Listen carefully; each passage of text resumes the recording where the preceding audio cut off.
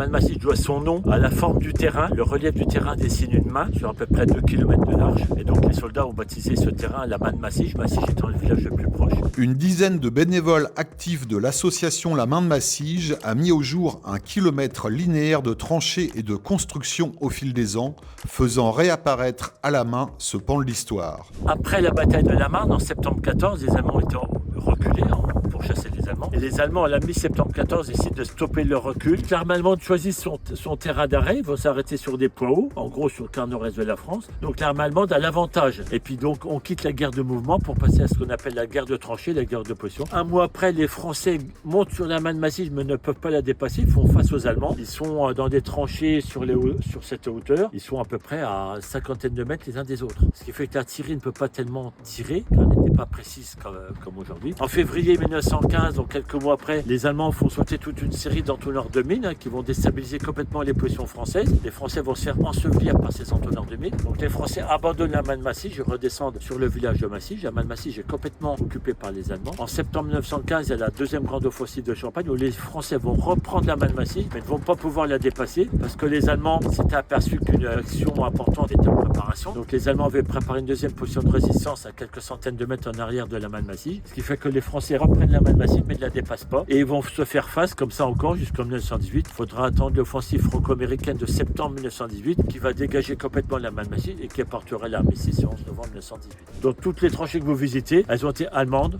françaises. Aujourd'hui, ce lieu unique en France, car n'étant pas une reconstitution, reçoit 20 000 à 30 000 visiteurs chaque année aux confins de la Marne et des Ardennes.